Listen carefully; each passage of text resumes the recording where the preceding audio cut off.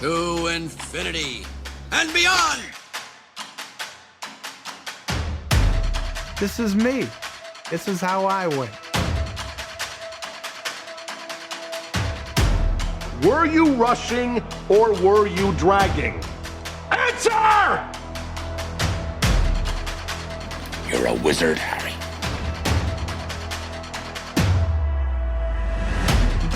Say what again? Say what again? I dare you. No, I am your father.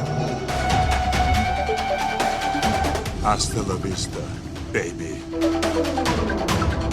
Are you not entertained? Are you not entertained? And here we go.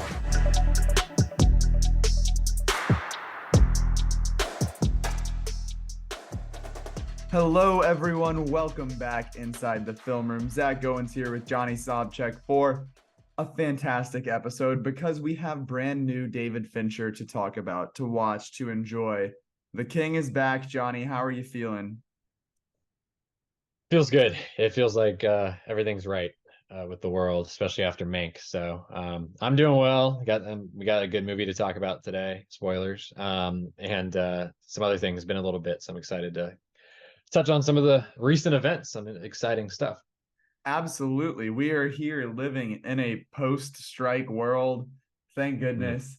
We can get back to business as usual. The writer's strike has been done. Actor's strike just came to a close.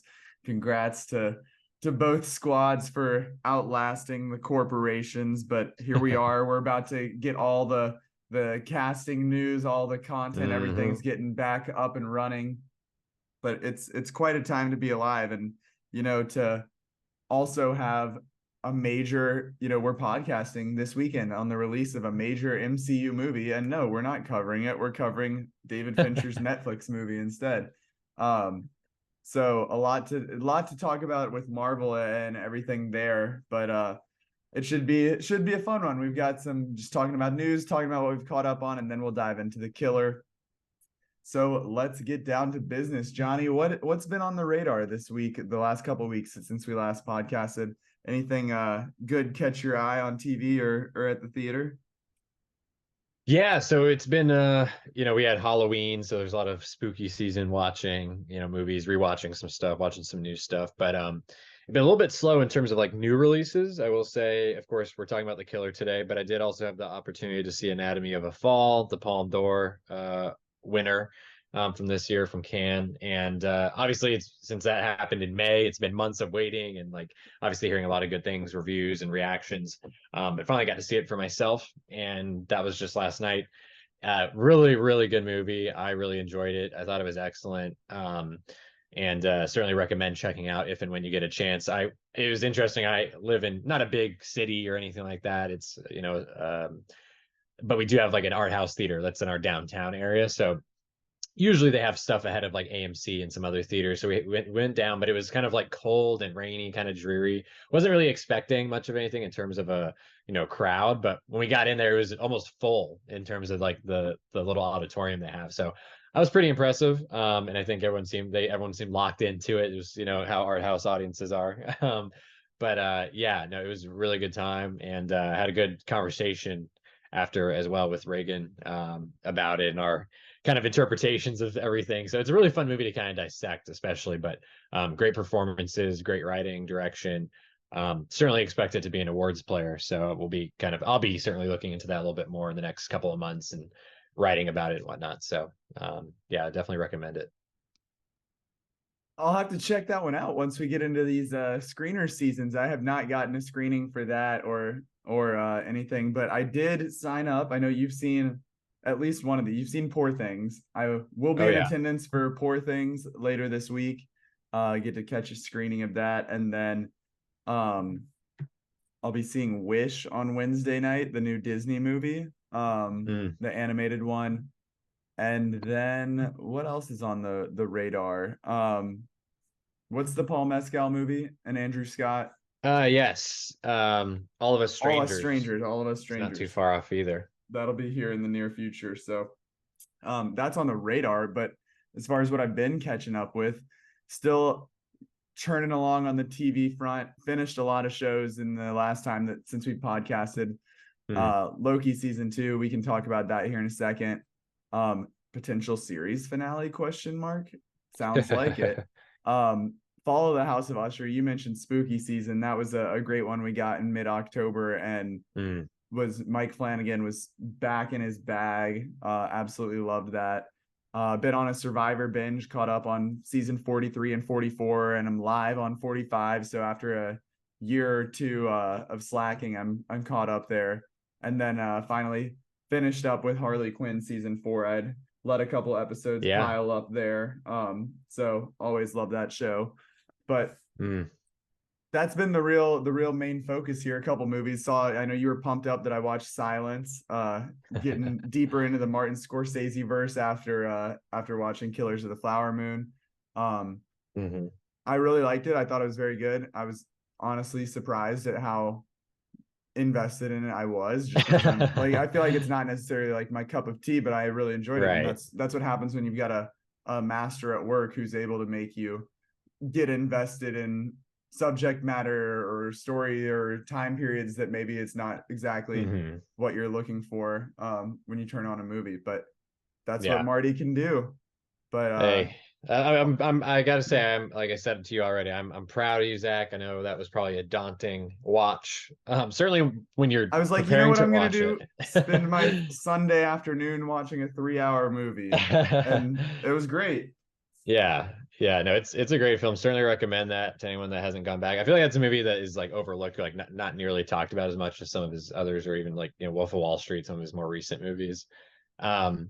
I will say real quick on the TV side, the other two things I want to touch on is I got into The Bear. We binged that pretty quickly over the course of like hell yeah. First season was done in a day, and then season 2 was done over the course of like the next couple of days after that. So we did a crash course on that. Really, really enjoyed it. I thought it was excellent.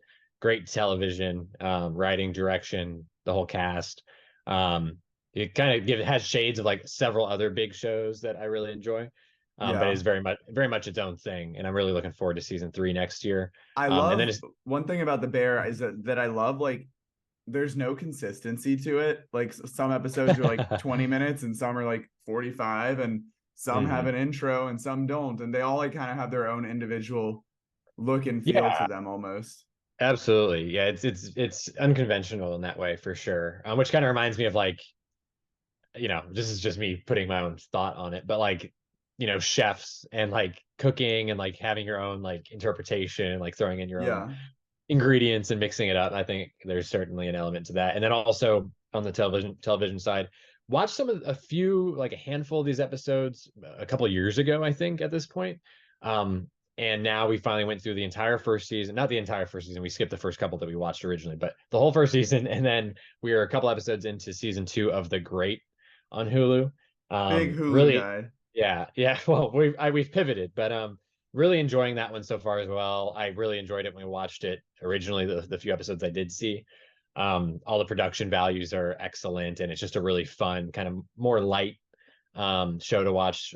Similar to The Bear, there's some drama in there, of course, mixed in, but Elle Fanning and Nicholas Hoult in particular, I think, are just stellar, and the whole supporting cast too. So bummer, because I do know like there's only 3 seasons total, and that show is like over canceled. It was shocking that it's like Hulu's best show, like, because The Bear is an FX show that's on Hulu, but then like The Great is a true Hulu original, and out of nowhere it got canceled right along with like other shows that were like, it was the same time that they canceled How I Met Your Father, or pretty close after, and it was like, okay, we can see why that one happened, but the Great, people were taken by shock. Yeah. I mean, Emmy nominated show. I think it took off a little bit more maybe after the first season, but season, I don't know what the decision making is, obviously, but I'm kind of scared and like anxious to go through it now, and like getting especially through season 3 knowing that it's canceled. Like I don't know I'm going to feel about it, but I guess I have to see. I'm pretty sure people, not to, I know it happens, no spoilers, but it wasn't like it was like canceled with unended questions and like you're not going to have answers. I feel like it was sort of like, based on what I saw, it was like, oh, this could be the end, and then they went ahead and canceled it, versus like I don't know, it wasn't like out of the blue. it was out of the blue for fans, but it wasn't out of the blue like story wise. So I feel like you'll still be Okay. able to have like resolution, Yeah. or whatever. Well, that makes me feel Conclusion. better about it for sure. Just trying to ease your worries, Johnny. Thank you, Zach. A couple others I know I mentioned a bunch of shows that I'd finished. Lessons in Chemistry, still trucking along there. Are you I don't think you are a morning show person. No, I'm not. Okay. Haven't I seen know it. that we had talked about it previously.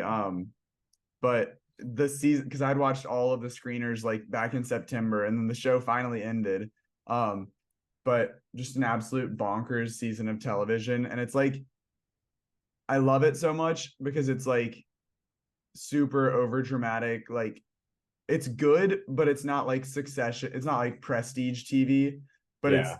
very much like trying to be. But this doesn't sound good the way I'm describing this.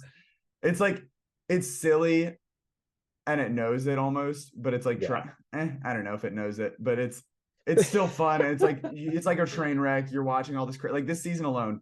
We had let's see, what did they, so the first season of the show was all about like Me Too. Second season was all about COVID because they do it like based on like they're the news, they're reporting on real stuff.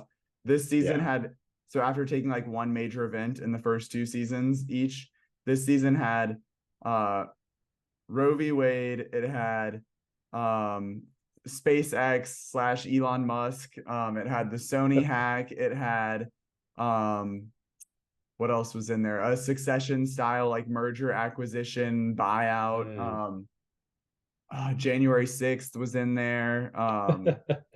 Man, it Oh my like God. literally there was not a single topic that was that didn't get covered in there. So it was just a roller coaster of you never know what's gonna happen, but it was a lot of fun. Reese Witherspoon and Jennifer Aniston, and throwing John Hamm in the mix made for some exciting stuff. And of course our king, UNC alumni Billy Crudup. Big fan of him in that show. So season 3's in the books. We'll see what's coming if they cook up a season 4 there. But Yeah. while we're on the Apple topic, I mentioned Lessons in Chemistry, I mentioned Morning Show. Finally, Monarch is coming out this week. Monarch, Legacy of Monsters. Get a little Godzilla, some kaiju on the small screen. I'm very excited. I've seen the first episode. I haven't dived into anything more there, but that'll be a fun one to follow along with throughout the season, because it's, from what I've seen, it's awesome, and it's getting really good reviews. I think it had like a 90% on Rotten Tomatoes or something like that. So I'm excited for us to dive into that, and also dive into The Curse. I need to watch that tonight. Absolutely. Yeah, I'm glad you mentioned those two. I'm really looking forward to, I think for the last couple of months of the year, those are two of my more anticipated shows, probably the most two anticipated. I'm trying to think of anything else that's on the schedule, but yeah, Apple's cooking, of course, as usual. But it's cool to see a big kind of budget, almost like blockbuster type show from them. And then, yeah, The Curse. I've heard nothing but good things so far on that one as well. That one's actually out now for people to watch. So be digging into that. Are they doing weekly releases for The Curse, or is that I'm not binge? sure. Yeah, I'm not sure. I haven't looked just yet, but yeah, I'm curious. I'm doing my research here. But while I look for this answer, you mentioned Apple, big budget, cooking. We got a trailer for Masters of the Air, which I started thinking of this because I was throwing it all the way back to our draft that we did at the beginning of the year, the movie and TV draft for 2023. Hey, we might need to get another one cooking here sooner. The Curse was on there for one of us. I think it might have been me. And then but we also had Masters of the Air on there, which is now coming out in January. So that was back when we thought it was going to be in the fall. But I'm excited for that. Trailer looked awesome, just absolutely insane Steven Spielberg quality of production that's going to be on TV, on Apple TV Plus. Like, say less. No, I've seen the first couple episodes, and you already dove in. Yeah, I'm looking forward to talking about that show for sure, and hearing, obviously we're well out from when it's going to be out, so I haven't heard anything yet from other folks, but yeah, it's going to be I think an intriguing one. I can't wait. Well, I did find my answer. The Curse is doing weekly episodes, so one episode so far to dive into, but we'll have to report back on that next time. But what we do have the ability to talk about, Johnny, is do we want to go killer, or did you have thoughts on Loki season 2 yet? Do we want to just touch on that real quick? Briefly, because frankly, I don't have too many thoughts. I did tweet something out about Loki season 2 that some people were chiming in on, but yeah, I would just say, to keep my comment here brief, I thought it was a mixed bag overall, leaning positive. I think story-wise, they've described the series, meaning seasons 1 and 2, as one kind of book being split. So this, like, the first season was the first half of the book, this being the second half. I think if we're talking about it like that, the second half falters in some ways. Like, I think the first season, I think, is the best thing that the Marvel Cinematic Universe has done on Disney Plus to date, by far, in my opinion. And I think that season 2 didn't really capitalize on everything from the first season as well, or like as I don't know, it didn't keep me intrigued as well as I hoped it would. But thankfully, the cast is still really good. All the same supporters from the first season are still doing really well, and there's some nice, fun additions too, including Ke Huy Quan, like, being, chief among them. And production value still look really good. It looks easily like the best show on Disney Plus. The sets, costumes, cinematography, all that good stuff. But yeah, the story, I think, was just lacking. I think that they maybe bit off too much, more than they could chew. And maybe we're also just a little, like, I don't know, unsure about how to approach it. And like, there's so many moving parts in the MCU. It's hard to say, like, what things maybe changed, or like what they couldn't do or maybe wanted to do. But thankfully, I will say the biggest positive is I think they stuck the landing. I think the finale was really well done. From a story perspective, to the best of their ability, but also the most important thing for Loki as a character and his character arc dating back to 2010, when the first Thor film came out, all the way through all the Thor movies and Avengers 1, and what his other involvement in some of the other films. I think that it was very satisfying, and I think I was happy to see it go the way that it did, in terms of like how that character came full circle and like his overall story. So that is the biggest thing. I just think it was diminishing returns in terms of like the overall season, especially compared to season 1, but even on its own, which it definitely doesn't stand on its own by any means. But I just think that for me, it feels kind of like saying goodbye to the MCU overall, especially in the wake of Guardians of the Galaxy Volume 3, for example. That was kind of closing of a chapter, like completing an arc for a lot of those characters, especially Rocket. And I think that those characters, and then Loki, who's been with us for so long, I think that as their MCU is pivoting and kind of like, flipping out and like kind of lost at the moment, I think this is like kind of a stopping point, at least in my mind, at least, for someone that used to be plugged in, seeing every movie, usually in theaters. Right. That's just not going to be the way it is for me going forward at all. I don't know what I'll be seeing, if anything, but it won't be regularly plugged in like I was. And I've already been doing that with the Disney Plus shows. I have not been watching most of those and like really sticking with. Yeah, they really tried to push that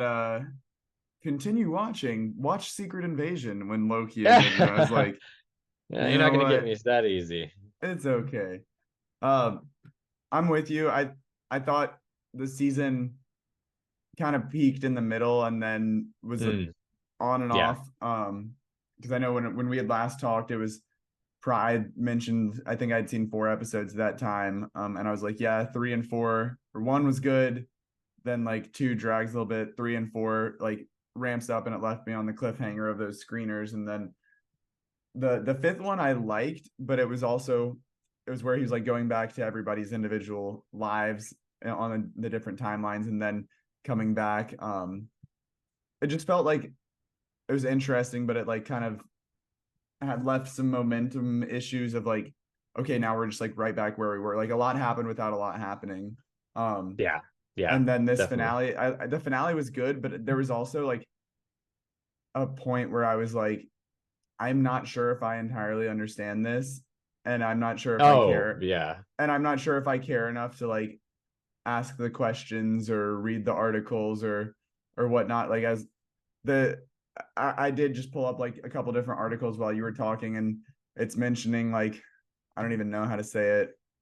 It starts with a Y and then 2 G's, and it's something from the comics, I guess, about like what Loki's life means now and like what he does. And I'm like, I have no How are idea. we supposed to know any of that stuff? Like, Yeah. this is, but no, I liked this, but during the whole thing, the whole season, I was really just trying to like figure out like if I cared anymore. And that's not trying to be like rude or mean, but like I'm like, okay, like I like Loki, like You're I right. like this show is like fine. And then like when I finished the series and I was adding it to my list of like all the series I've watched in the year and ranking them and stuff, I was Oh, it's like, definitely not even close I'm to. like, it's going way down the list just because I'm like, yeah, it was like fun, I enjoyed it, but like, did I really care about it? Like, is this going to be Nah, something that I'm like invested in? Like, no, it's not up there with like The Last of Us or Succession, but then I'm like getting down no, to my not even middle close. tiers and I'm like, okay, well, I still care more about that one than this as a total complete work. So Yeah. it was fine. I'm with you. Like, may or may not go see the Marvels. I don't know. But I'm not. I was Yeah, count talking me to out. Rebecca, even Rebecca, who's like the like vibe, like she's like about the MCU vibes, but not necessarily like knowing all the connections or reading all this. I was like talking to her about the when Deadpool, all the delays happen and Deadpool's the only one next year, and I pulled up the list of what's to come, and I was like, let me know when I get to one that excites you. And it was crickets for that whole list of what's on the calendar. So Yeah, it's not looking good. No. well, you know what did look good? The Killer. The Mm. Killer looked great. We love The Killer. Let's get down to business with this review then. So this is the latest film from the king himself, David Fincher, the king of the modern thriller. Um, we got a chance to see it in theaters a couple weeks ago. It had a limited theatrical release and is now on Netflix for everyone to enjoy. Michael Fassbender, Tilda Swinton, Charles Parnell leading the way here, but this is this is entirely Michael Fassbender's film. He is 99.9% of what we get on screen, and Mm. he's fantastic, Johnny. We're looking at an 85% critic score on Rotten Tomatoes, 65% audience score right now. Before we get into all the details, where is this looking for you as far as a star rating or a number that you want to put on it? Yeah, I think it's a strong 4 out of 5. I think Mm, that it's a great movie, and we're gonna get into more about the why behind that here in a moment. But yeah, I had tempered expectations because getting the initial reviews and reactions from the film festivals like wasn't over the moon about it. It sounded like, but it was overall positive, of course. and it seems like And since that, mhm, like as more people have seen it, it's gone more it's mainstream. gonna, yeah. The reception has gotten even better. Yeah, definitely. I agree. And that's what I've noticed as well. So I had some tempered expectations going in, but I also kind of tried to just get rid of any expectations. Like I just wanted to see what it was going to be like. I didn't really know all about the story. I had a general premise. Also, wasn't really sure like in terms of you know, the tone, I guess, or like, Mm-hmm. Fincher coming out of doing Mank, which was a little bit of a disappointment, at least in my opinion, and just a totally different type of movie. If this was going to be something that he could really pull off, I guess, in some ways, and like what the scale of it was going to be. And I think all the things that like, having that mindset helped, but I think just overall, I think it's just a really well made movie and like one that I was entertained by and like Mm-hmm. enjoyed. Which sounds a little sick given the premise and everything, but we'll get a little bit more into why I found it enjoyable. Yeah, I'm right there with you. This was a 4 out of 5. I gave this about like an 86 or so out of 100. So we're verging on 4.5 territory there. Yeah, for But sure. it's as someone who I'm a big David Fincher fan, like some of my favorite movies like Zodiac, Gone Girl, Social Network. So fantastic. I love Mindhunter on Netflix. Like I'm Yes. all Yeah. about one of my favorite subgenre is like the serial killer murder mystery, and nobody does it better than David Fincher. So after Mank, like we have a whole episode. Go listen to the Mank episode. It's great. Where for like you said, it was a letdown. Gosh. It was a diversion from what we're so used to seeing from him. Yeah. Mhm. And so to get back, like when we got word that like, oh, he's doing this movie, it's called The Killer, it's about a contract killer. I'm like, yes, this is exactly what we need. We're back in the bag. And I didn't really go into this with much more. Honestly, I think I watched like the first teaser trailer, but then I wanted to just like go in on vibes. So I did not have like a ton of framework as far as what to expect from this. And it's like what you mentioned, like I was just knowing like the concept of the movie, I thought there would be a whole lot more action, a whole lot more of like the thrills. But what was so interesting about this is that it was exciting, but it was very mundane. And I love that angle of this movie and how it looks at not serial killers, contract killers, assassins, whatever you want to call it, of like, when we were talking after the movie, you were saying that it's just a week in the life, basically, of this guy. Yes.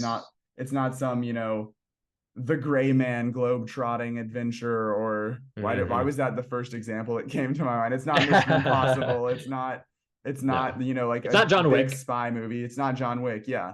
But it's just very, very simplistic, but in the absolute best way. It's not simplistic, meaning that in like as an insult, but we got through all this stuff without me saying the log line here. After a fateful near miss, an assassin battles his employers and himself on an international manhunt he insists isn't personal. And we get a lot of that through the dialogue that we get from Michael Fassbender. He's voiceover for probably like 80% of the movie. Or better yet, monologue from Michael Fassbender. Yeah, not dialogue. He's just talking to us. Yeah, in his head. all of his little tips and tricks of, don't get attached, don't let empathy in, or whatever he says. But that's a lot of what he does. This movie is, it's personal, even though no matter how much he says it's not personal. Yeah, no, the again, not to go, I guess, into two spoilers, or if we want to get it, let's do it. But like, just overall, the point being that he, up to this time in his life, has succeeded and excelled in this role and in this world by following these certain steps in his mind.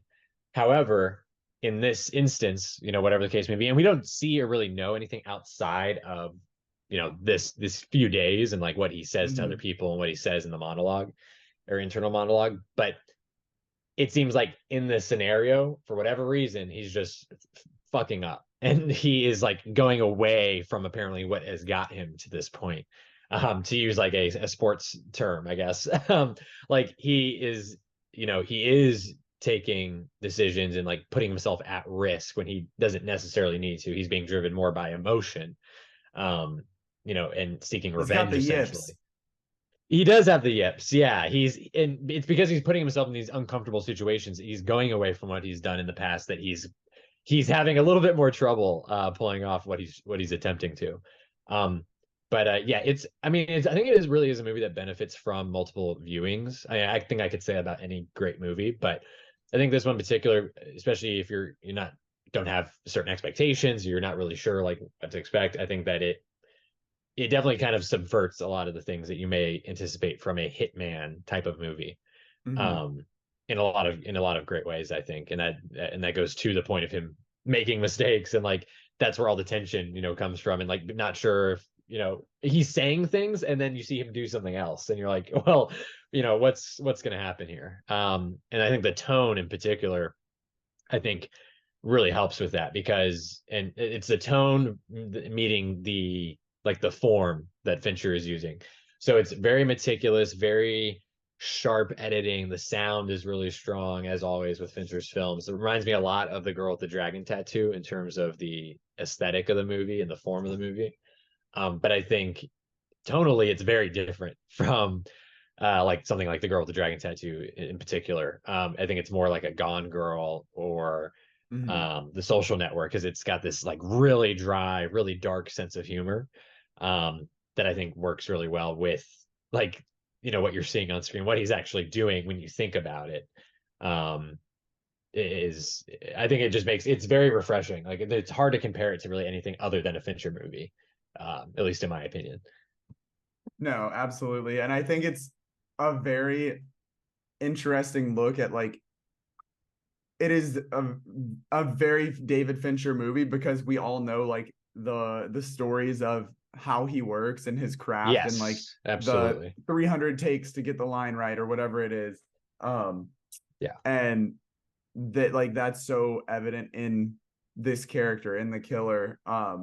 The way that you get through those monologues, and he's like telling you all about the, you know, how many calories he'll get from his McDonald's, and the way he folds his little bag at the beginning and assembles his weapon and Mhm. wakes up every hour and has the music to help him, and he needs this perfect amount of blood pressure or what heart rate to in order to Yeah. hit the shot. Like, it's everything is just like so specific, like you said, meticulous, that it's like he's making a movie about himself almost, except he is not a Yeah. contract killer. I would hope to I think mean, that, but but that is, we were talking about this in our group chat. Jake, who's brilliant and always insightful. He is saying, and I've seen this take in some other places as well. But basically, David Fincher came up like a lot of other filmmakers and like directors, especially in like the '80s and '90s.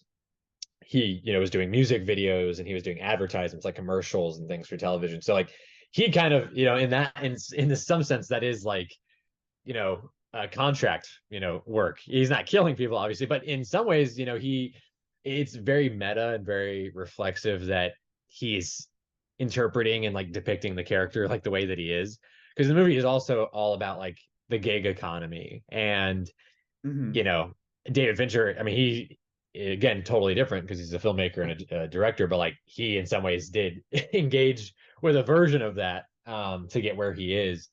And I just think the way, and he in his films, he's always, I mean, his films are always very much like looking at, and social trends and the economy and like the way that politics factor into people's daily lives and things like that. Going back to Fight Club and all about consumerism. And I think that this movie, in that respect, is the most similar to Fight Club because it has, I mean, the amount of times that they show or he mentions different brands is like McDonald's, WeWork, Starbucks, Amazon. I could go on and on. I'm sure there's a bunch, yeah. like there's so many. It's literally, there's so many. But yeah, it's there's just so many layers to this movie, and that to me is what makes it so enjoyable. And again, the humor and like the commentary that the hitman's monologue offers is very like, it's a very specific kind of humor, I feel like. But so not everyone's going to enjoy it, as all humor is subjective. But I think that there's definitely certain kernels that I think a lot of fans of Fincher and just moviegoers in general can like pick out. And so many memorable like lines, I think, to me, that stick in my What would mind. John Wilkes Booth do? Yeah, no, I mean, that's one of the funniest like lines like you'll hear all year. And there's just so many other great moments because he's reacting to things messing up, and he's trying to think and like plan his next move, and he has like funny like comments about it. So yeah, I think that part, I think is going to be what a lot of people take away and like enjoy about the movie. But I think part of what people probably won't like, and I'd be curious to hear more about like your thoughts on it because we briefly touched on it in our when we discussed it after, but the story, I guess, and like the narrative of and how it evolves, I guess, from chapter one to the job to Mhm. like the epilogue, basically. Yeah, we go from, I don't know if I remember them all. It was the job, and then the hideout, and then Hmm. I don't remember what the third chapter was called. That's New Orleans. Yeah. And then we go London, maybe. But no, I was, again, I didn't know what to expect as far as story goes. I didn't expect it to be as slim as it is, but it's literally just, I think that works well to like feed into what we're talking about of this like week in the life. Like, it's just very singularly focused. Hmm. We the As that little plot synopsis alluded to, he insists it isn't personal. But after he botches his job, the client tries to get revenge and take out his try to come for him, but he's not home, and so the woman that he loves is caught in the crossfire and she's injured, and so he makes it his personal mission to take down everyone who was involved in this. So similar to like a John Wick-esque, but it's not in the same way that like a John Wick is like progressively going up the ladder and like getting crazier Yeah, and exactly. crazier bosses. There's no like ultimate massive like showdown looming. It's just like very methodical, like, okay, we've got this person, they're done. We've got this person, they're done. We're gonna go to this person, they're done. And like, and then that's it. There's no like setting up for the lore of the next movie. There's no like massive interwoven plot or anything like that. It's just Yeah. it's just this man doing his job and taking it into his own hands. And so I once I realized like that's where we're going, I was totally on board. I told you afterwards I didn't know when to expect it to end. Like there were multiple points where I was like, okay, is this the end? Like, is this it? Because there wasn't that sort of like gradual, okay, like here we're getting down to like this is the big climax. This is it. Because we do have that one fight scene that's like Oh man. the big Yeah. spectacle. We can talk about that here in a second, but it's not like there's building towards something. We're just as he's like going through his list. Yeah. Yeah, exactly. So that there's not like a necessary like all the way through the movie. There's not like a certain like rhythm to it that you would expect, or like as you said, like a progression. But I think the way that they um edit in and like have his monologue like pace us through like each individual like moment and scene from chapter to chapter, and then of course like the editing, the film editing, and also the sound, the way that also complements it. I just formally, it's such an impressive movie, and I think that to me it helps it. So, and it's a shorter movie too. I don't know if we mentioned that earlier, but It's it's only a couple just hours under long. 2 hours. It's an hour 59, I believe.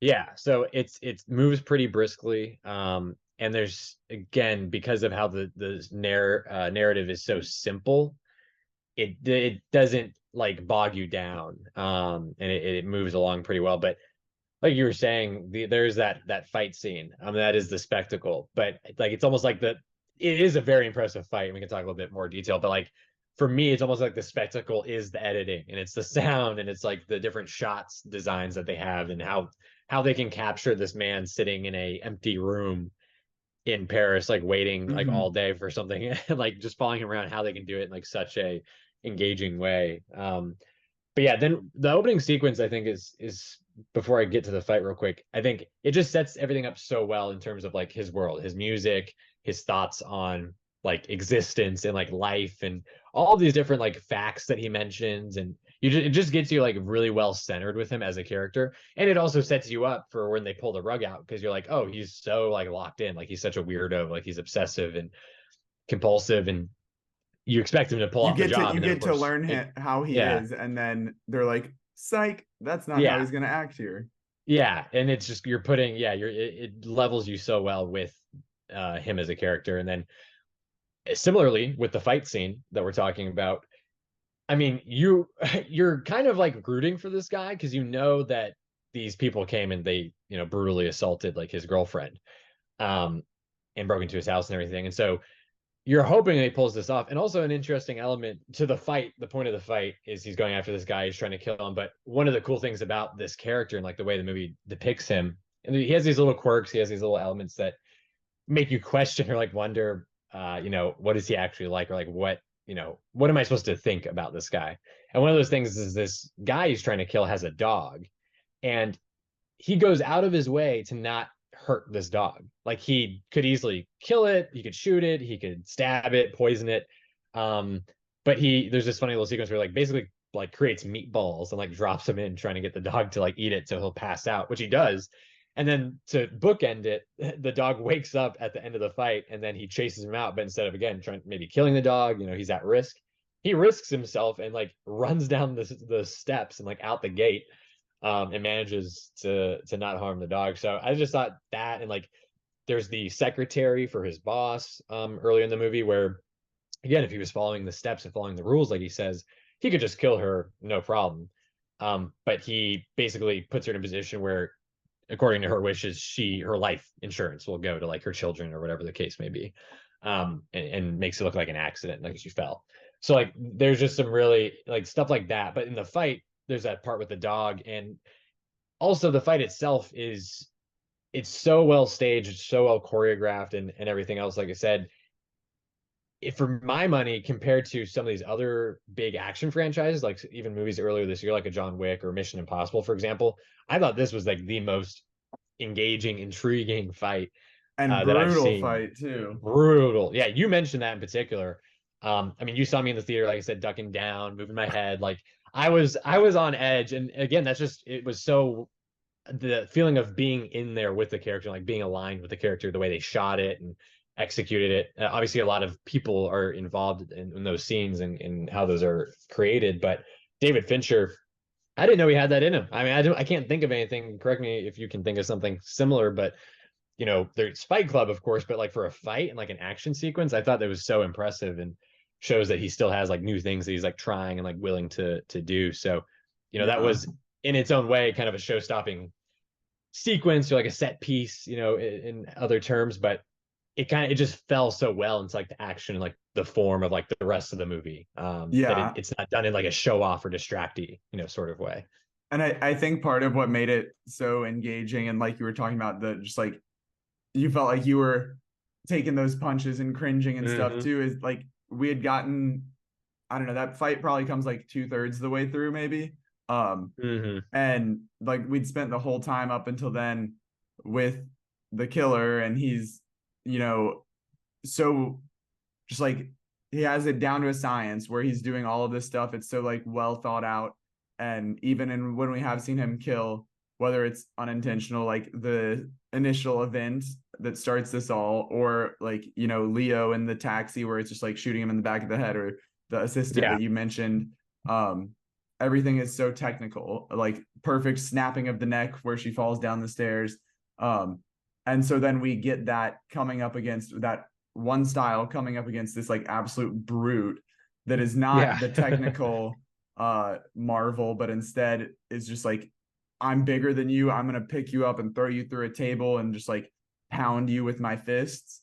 So it's interesting to just see the different styles of people, because we're told by this character, the narrator, that this is like how you survive in this business. He's saying at the beginning, like, I bat 1,000. I like, this is how you do it. And then to see the other people that are operating in completely different ways. This guy that's like going out with his friends and getting drunk and living on the waterway, and then has all this happen.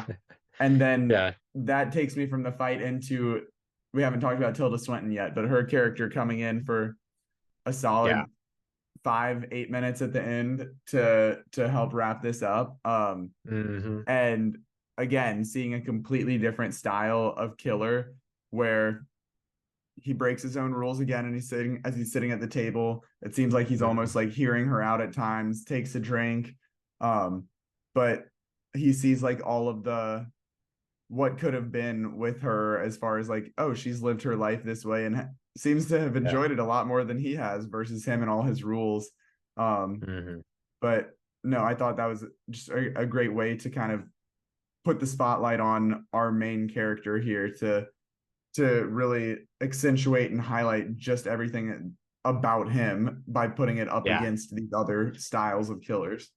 That is such a great point. Yeah, it's like you're seeing the contrast, obviously, but even in those two sequences, like those two chapters, I guess we should say, like it's like they're like almost the same type of scene, but they're just they're very different, almost like opposite in terms of like the one's a big brutal fight scene with this like he looks like he could be like a former like college football or like professional football player, and then you have Tilda Swinton, who's like obviously like very like quiet and measured, and like it's just a conversation, but you can feel her kind of like tearing him apart in some ways, you know what I mean? In the way she's critiquing him and trying to plant things in his head to offset him. So yeah, I thought that was, and she of course is so good. And I think that was a great choice to have her for that role. And then that all kind of leads to, in terms of like the story, I guess, like the last thing in terms of that we could really touch on, and I'd be curious to hear what you think a little bit more, and I think it may be divisive. I think that I've seen this already and heard this from a few different people, is that the last chapter and then the epilogue, like the kind of the way it all culminates, is a little divisive. I think maybe like leaves people feeling a certain way. So what did you make of like how it all kind of builds up and then ultimately like resolves, or maybe doesn't resolve in some ways? With the breaking into like the apartment building and the confrontation there. It was interesting because there was so much of like a killing spree leading up to that, and then it is just like, hey, don't fuck with me, like don't, and then like they just go about their business, and he's like, if I ever have to do this again. I didn't have any problems with it, I guess, but No, I me could see neither. No. I could see how people are like, I think it just works to show like, okay, we've seen him like flirt with like breaking his rules this entire time, and then to kind of let that guy off the hook at the end just shows the maybe this guy is not as, you know, strict with his rules as he wants to. He's trying to just get back and live his life, it seems like, and move on. So I didn't have any problem with it. No, and I think again, talking about casting and the performances, I think this guy at the end that he confronts does really well in this one scene with Fassbender, and he's just such a like an idiot. Like you know, he's some sort of financial guru or whatever the case may be, but he's in this penthouse and he like goes to the gym and just you hear his conversation and whatnot. But when he is confronted by Fassbender, I think the funniest thing in this movie, well, not the funniest necessarily, but one of the funniest for sure, is at the very end of this sequence when he confronts him. He says, you basically says something to the effect of, you did all this, you hired this guy to kill someone, then you made this other arrangement to avoid blowback, and I show up here in the middle of the night and sneak into your house with a gun, and you don't know who I am or why I'm here. Like, you have no it's idea just who so this could be. he's either lying and just acting like an idiot, or he's probably more likely he probably is just an idiot in this scenario and is way over his head. Yeah, And I he's think like, oh, I just didn't like. They asked if I wanted insurance, and I said, yeah, I didn't know what that meant. Like, yeah, and again, you can interpret, you know, it's a couple different ways. Did he really not know? You could probably imply, or that he would have. But like, I thought it was so fitting, just based on everything else we had seen, everything we'd heard, or kind of wrapped our head around up to that point in the movie. Like, I mean, what is he gonna get from killing this guy? Really, what he wanted revenge about was, the people that physically assaulted his girlfriend or wife, and then the person that put them in that position to go do that, which was his boss, and those people that were in the know, which was him, the secretary. So frankly, once he heard that from the guy, like, to me, it honestly lines up perfectly and makes more sense. Of course, is it subversive? Yeah, a little bit, if you're thinking about it in comparison to like another type of movie maybe doing this sort of thing.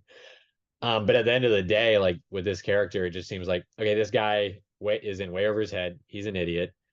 And he does threaten him at the end, of course. Like, he says, I can come back anytime. Like, I just showed you how easy it is for me. And I show you that I can touch you. And maybe he'll leverage, him at some point and get some money or do something. But like, obviously he scared the shit out of him, and he has that threat. And I don't think he just felt that there was nothing to be gained by killing that guy. So yeah, and then of course it wraps up with this little epilogue. He says that, and then he goes back and he talks about, earlier in the movie, in the intro, when he's in Paris, he says, you can be one of the few or one of the many. And then that's kind of all everything he goes into is like setting himself apart in some way, at least in his mind. And then he goes through this last monologue talking about that again, and he kind of switches the words around. And I think that, and he has like this great little touch at the end where his like eye like twitches at the end, like when he's sitting there with his sunglasses on. It's such a, everything about it is so meticulous. Like, that's just the best way to describe it. And I'm such a fan and such an admirer of a movie that can do that while still being really funny with some great dark humor.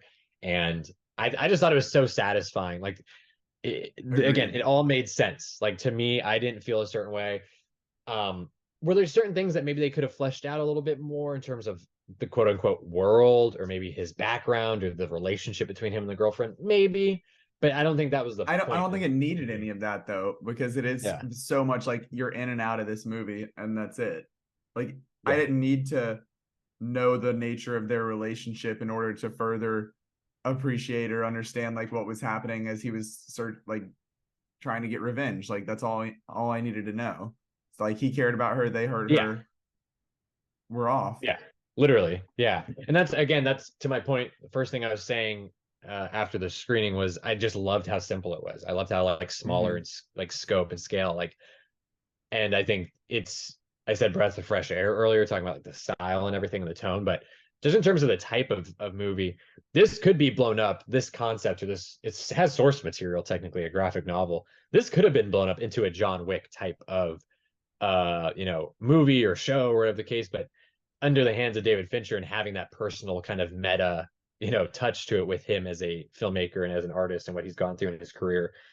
I just think it elevates it and it makes it so much more special, in my opinion. I don't think it's necessarily, I wouldn't go as far as saying it's an incredible film necessarily or like a masterpiece. I think it's right around top 10 for me on the year compared to some other films I've seen, but I certainly recommend it. I think it's enjoyable. The people I've talked to that I know that have seen it so far have really enjoyed it or had some good things to say about it. So, and I think for me, having seen it a couple of weeks ago now at this point, like it's one that the more I think about it, the more I like it or admire agreed. it. So I think giving it a chance for sure. I think I think for a lot of people it'll sit with them, or there's a lot of things I think they can dig into and kind of take away. So obviously I liked it a lot. I think it's a great movie. I think thankfully we're in the same boat on this one, which is always nice, but for sure. I'm excited. I will say, I'm excited to see. Last thing I was going to say is just number one, what David Fincher does next. Of course, sounds like he's still going to be at Netflix. And then number two, looks great in the theater. Looked great on Netflix as well. But I think it would look so much better. I would hope Criterion. They did a Mank 4K, I believe. Hopefully, we get something similar with this in the next year or so, because I would buy it for sure. Yeah, I would as well. I think the last point I was going to make, you mentioned that it being like around top 10. It's not a masterpiece to me, but I really enjoyed it, very much enjoyed it. And I think, as you and I had both noted, rewatching it already, that I feel like for people, it is going to grow because the accessibility of Netflix, being able to just throw it on, rewatch it, versus having to go to the theater to rewatch Killers of the Flower Moon again or something like that.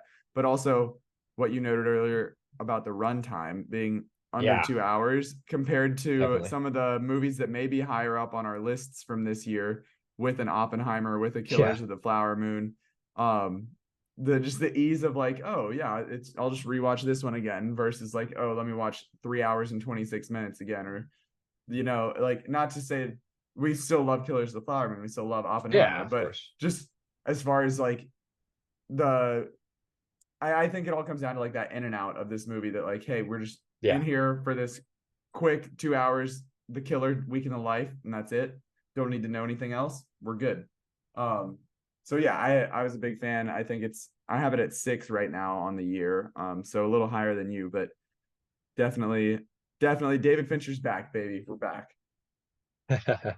Yeah, no, that's definitely a big takeaway for me as well. Well, there you have it. Another episode in the books. Johnny, great chatting with you. Glad we were on the same page here. And thank you to everyone out there for tuning in week and week out. We appreciate the support. Absolutely. Thank you all again for tuning in. Great to chat it up, Zach, especially with such a great movie. Coming towards the end of the year pretty quickly here, so everyone stay tuned. Got articles, reviews, more episodes of the podcast coming up. We'll have different lists, rankings, stuff I'm sure we'll be talking about for end of year and also going into 2024. So to make sure you keep up with all that, follow on Twitter, Instagram, like us on Facebook, and subscribe on YouTube. All those can be found at Inside Film Room. And while you're at it, be sure to subscribe, rate, and review wherever you get your podcasts. We're on Apple, Spotify, Google, Amazon, iHeartRadio, YouTube, anywhere you can find a podcast, we're there. And be sure to subscribe to our newsletter as well. But until next time, who knows? Maybe we'll be talking about the Marvels. Maybe we'll be talking about the Hunger Games. I know Johnny really wants to see both of those. Maybe we'll be talking about Poor Things, Wish, who knows? We'll see you next time.